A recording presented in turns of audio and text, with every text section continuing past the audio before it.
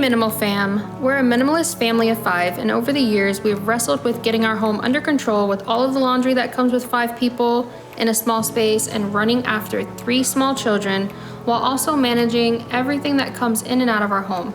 I'm sure some of you can relate. We've always wanted that really amazing, organized home, but we could just never really get it that way. And we would feel really discouraged when we try, and then just a few days later, it would just go right back to messy. But when we minimized everything that we had, it made keeping an organized home so much easier and maintaining a tidier home so much better. Just a disclaimer, as we mentioned, we have 3 small kids, so we want to keep it real with you all. Our house gets pretty crazy and it isn't always perfectly tidy, but resetting it back to a clean and peaceful space is so much easier now, and that's why we say anyone can be minimal. Without further ado, let's take a tour together to see what it looks like. So we'll start in the living room. A few years ago when we started our minimalism journey, this was one of the first areas that we focused on. We had coffee tables and side tables all over the place. Then we'd have throw blankets and throw pillows all over the place. And then we also used to store a lot of our kids' toys here. So it was just an absolute jungle and a clutter magnet. And even though we had those throw pillows and throw blankets and it looked nice, the kids would just throw them all over the floor, and it became a pain because we always had to pick it up or they get dirty and we had to wash them. So what really pushed us to declutter this area was finally we realized we no longer enjoyed being in the living room. We used to spend so much time together in the living room, hang out, watch movies, do all of that stuff, but we found ourselves avoiding this area completely. So we decided, let's go ahead and declutter. So we got rid of all the coffee tables, all the side tables. Then we put all of the kids' toys in their rooms. We no longer stored any kids' toys out here, but we still held on to the throw blankets and throw pillows because we kind of didn't want Carlene's visits to Michael's to all go to waste, but we ended up deciding to just get rid of all of it. And now you see, it's completely open and it's so much more peaceful and relaxing. We spend a whole lot more time in here again. Here's our dining room area. I take a lot of pride in this spot because it's where my family gathers. Prior to minimalism, the dining room table was the catch-all space. So not only did we use it for pretty much everything, we also put everything on it. So whether that was a book that we didn't want to put back in its place, toys, keys, you name it, it was on the table. So gathering for mealtime was very stressful. My husband and I, when the kids were really little and still in their high chairs, we wouldn't even sit at the table. We would eat at coffee tables in front of the TV in the living room, partly because we wanted to watch TV, but also because it was always a mess. And then when we tried to transition the kids out of their high chairs, we wanted to all be able to sit at the table together. So there are 2 like booster seats for the toddlers. And so that's been working out well because we all get to sit down and have dinner together, which is important to us. So we're in the kids' room. We have 3 kids and 2 of them share a room. They are toddlers, so they don't really mind it. We have my daughter who is 4, Mila, and then my son Zion who is 2. And even though they have their own beds, they like to be together, sleep together. So they're probably gonna share a room for a very long time.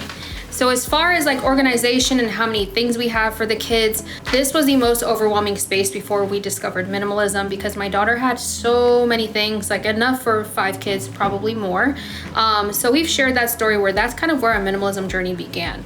And since then, we have gotten a little bit smarter with like the things that we keep and what we bring in the house, but sometimes it can still get overwhelming, especially during like holidays and when we get gifted things. So how I keep things organized is in the closet, we have a couple of bins. So one bin has just random toys, the other bin has magnet tiles, one has blocks, and the other one has all of the kitchen foods and pots and things like that that they need for the play kitchen.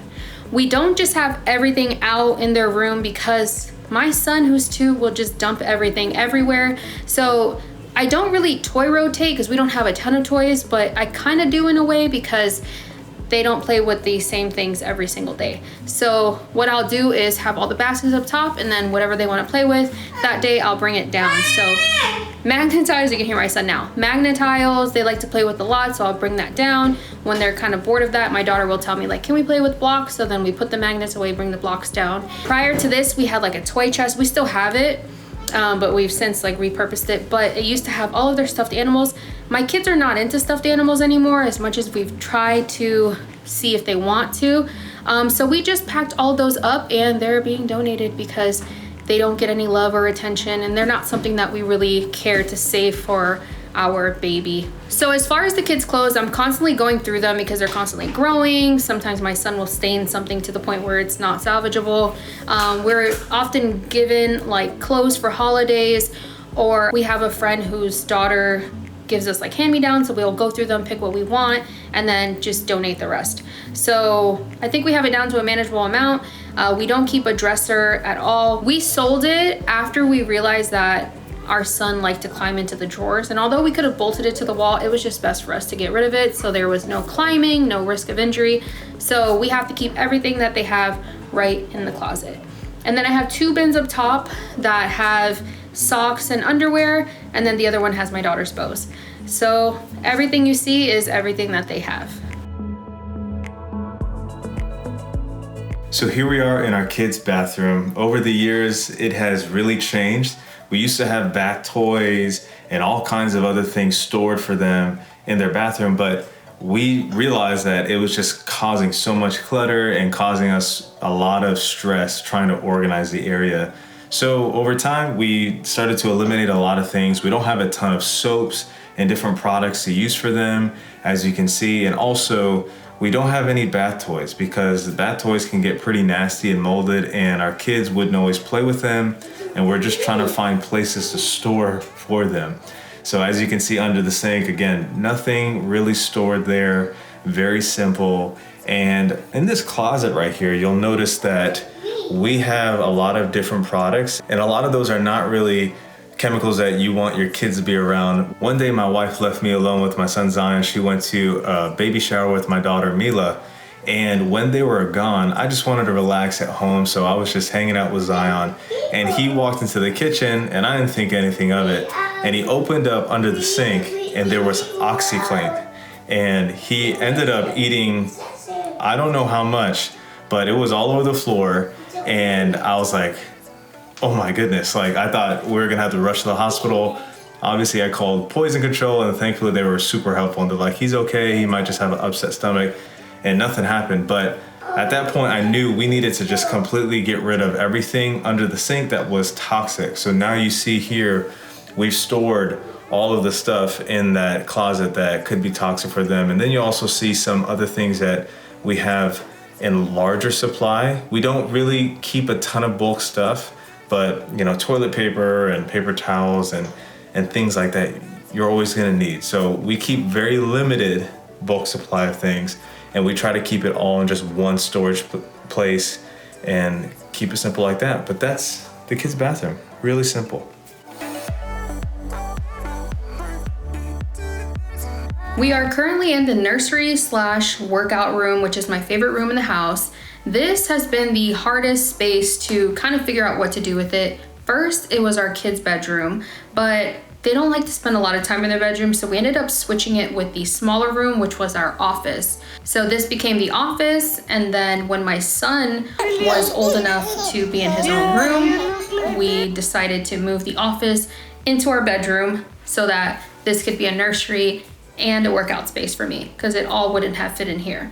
This is also the like catch-all room. Because we live in an apartment, we can't leave the bikes out on the patio. They're very strict here. So the bikes are in here, and then all of the things that we use for recording, everything that we do with YouTube is in here as well. So those take up a ton of space. This was the hardest room to organize. You kind of had to like play Tetris with here and make sure everything fit. So everything that doesn't have a like home is in this room, but they're all things that we need and we use. So this is the space that's designated for all those things. Just a heads up, this video is part of the Mega March Motivation hosted by Dawn the Minimal Mom and a bunch of other amazing creators with their own organized home tours. So if you want to see different people with different homes, then watch the playlist below and it'll be in the description. Now we're in the kitchen.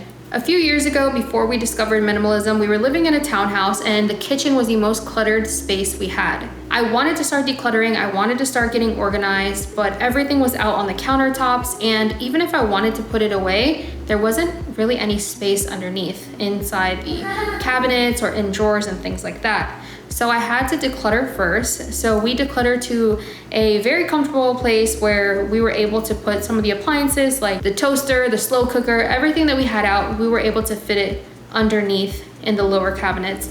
And then we were able to get rid of so many different things that we didn't need. Like we had a knife display kit, a spice rack that we never use any of the spices. So we decluttered to the point where everything had a home, and the only thing that was out on the countertops was our coffee machine. Now, where we live, it's the same thing. We have decluttered to the point where we don't really have to organize the kitchen because we don't have so many things. So there can be like one cabinet with one appliance, another cabinet with another appliance. It's not really so much of organization, it's just having the free space. So here we only have our Berkey water filter and our coffee machine out. Keeping the kitchen clutter-free and with all of this space cleared off helps me stay on track with eating at home, because I don't know about you, but nothing makes me go get fast food faster than coming into a cluttered, messy kitchen and having to clean before I can cook a meal. So when I don't have to deal with that, I definitely cook more. So now we're in the master bathroom. This used to be another hotspot for a mess because, well, it was really my fault. I didn't like to put things away. If there was items that I used every day, whether it was skincare or makeup or anything like that, I would leave it all over the countertops, which is, I know, very annoying. So I would leave a mess everywhere. I never put anything really back where it was supposed to be. So now what we do is whatever we use, we just put it back immediately.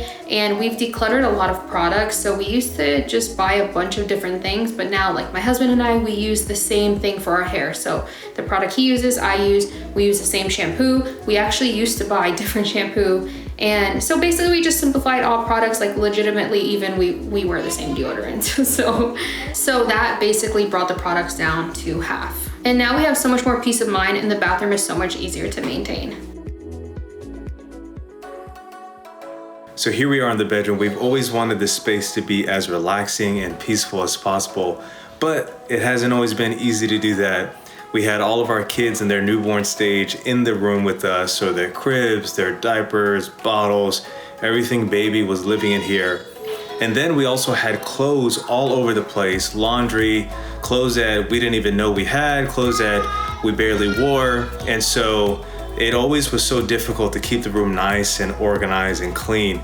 Then we had this dresser that came with the bed set that was basically always inviting more and more stuff to be put in it. So as you can see, it was always pretty hard to have the space that we always wanted. Well, then we finally decided to declutter the entire room, all of our clothes, the closet, and we got rid of that dresser. We actually gave it away. And once we did that, we really saw the space open up and it became really nice and clear. And every time we walked into the room, it felt so nice and peaceful. And also, as you see, we had to repurpose this room for my office because once Legend was sleep trained, we put him into the third bedroom where obviously, as you guys saw, we made it into a workout room / nursery / whatever Carlene wants it to be. Now, we still believe that every room should have a purpose, even though we do have my office in here. I don't do any work in here at night, but we do believe that this space should be for relaxing and intimacy and spending time together. And we've had to learn to be really flexible and creative because we are a family of 5 in a really small space. If you want to see some of the other organized home tours, click that playlist right there. And if you want to hear the story about the good and the bad from what we learned becoming a minimalist family, it'll be right here. Stay minimal, friends, and we will see you in the next video.